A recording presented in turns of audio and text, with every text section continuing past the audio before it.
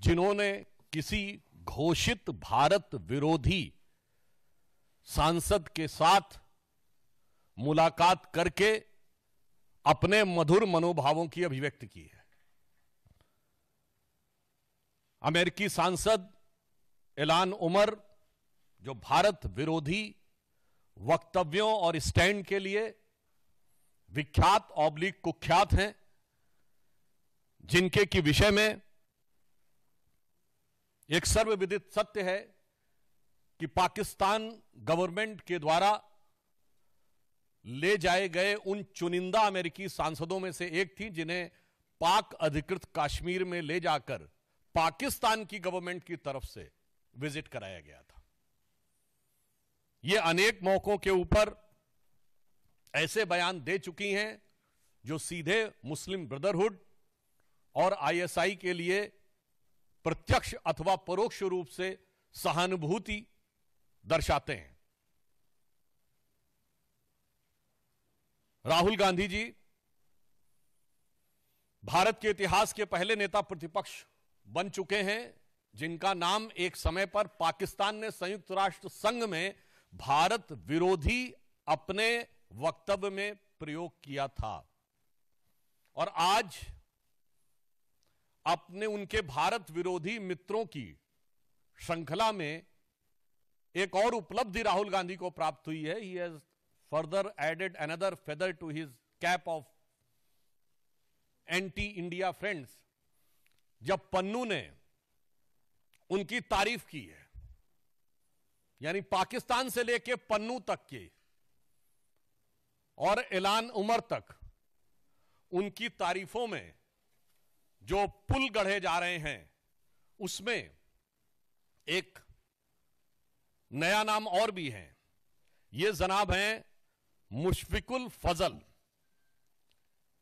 ये वो पत्रकार हैं, आप सबको ध्यान हो, जिन्होंने व्हाइट हाउस की प्रेस कॉन्फ्रेंस में और यूएन स्पोक्स पर्सन से अरविंद केजरीवाल के बारे में, अरेस्ट के बारे में सवाल पूछा था। ये है वो महोदय। अब आइए साहब, और ये महोदय जो हैं, देखिए कितने मधुर भाव से सेल्फी ले रहे हैं राहुल गांधी जी के साथ। और राहुल गांधी जी और उनके चच्चा, जो बता चुके थे कि वेस्ट वाले अरब से आए हैं और नॉर्थ वाले यूरोप से आए हैं, ईस्ट वाले चाइना से आए हैं, दक्षिण भारत वाले अफ्रीका से आए हैं, ये चतुर्दिक प्रतिभा के धनी जो इनके सैम हैं, उनके साथ ये बैठे हुए हैं। अब ये इल्हान उमर के साथ मुस्कुराहट बिखेरती हुई और हर भारतवासी को दिल को चीरती हुई यह तस्वीर है। इस विजिट में उन्होंने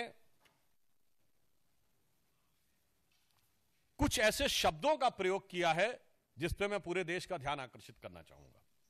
ये वर्ड्स उनकी डिफरेंट डिफरेंट स्पीचेस में आए हैं। I don't want to live in India. I doesn't value skilled people. I doesn't have the freedom of faith. Indians, as in India, there are hateful peoples. Indians doesn't allow the different languages. Indian identity is not acceptable. Indian society is casteist. Indians, social media influencers are for UC only. और separatist और जो कश्मीर में terror के perpetrator थे, उनका समर्थन है। अब यहां पर मैं एक बात थोड़े दुख के साथ कहना चाहूंगा। मित्रों, आज 11 सितंबर है। 11 सितंबर का दिन दो चीजों के कारण विश्व और भारत के इतिहास में अविस्मरणीय है।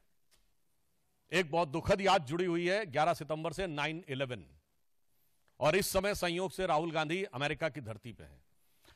मैं पूरे भारतवासियों को याद दिलाना चाहता हूं कि 9/11 के जो प्राइम एक्यूज थे खालिद शेख मोहम्मद और मोहम्मद अट्टा, कोई पॉलिटिकल पार्टी दिखाइएगा जिसने उनके पक्ष में सहानुभूति का बयान जारी किया हो।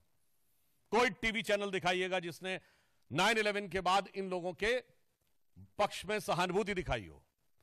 कोई पॉलिटिकल पार्टी बताइएगा जो अमेरिका के इतिहास का सबसे बड़ा सिक्योरिटी लैप्स, जो अमेरिका के इतिहास का सबसे बड़ा इंटेलिजेंस फेलोर, जिसने उस सरकार के ऊपर उंगली उठाई हो कि इंटेलिजेंस फेलोर था और सिक्योरिटी लैप्स था ना, बल्कि पूरे अमेरिका ने और उनकी सारी पॉलिटिकल पार्टी ने फर्म रिजॉल्व किया।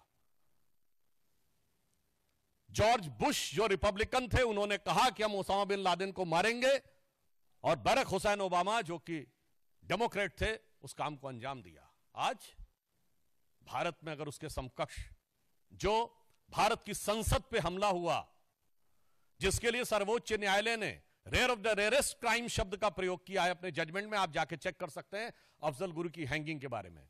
7 साल उसकी हैंगिंग रुकी रही, और आज भी जम्मू कश्मीर चुनाव में कांग्रेस के मुख्य सहयोगी दल कहते हैं कि अफजल गुरु की हैंगिंग गलत थी।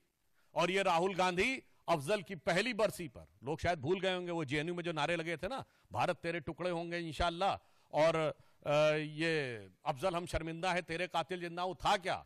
वो 2015 में अफजल की हैंगिंग की पहली बरसी थी, और जिसका ये लोग नैतिक समर्थन कर रहे थे। सोचिए ये 11 सितंबर हमें क्या याद दिलाता है?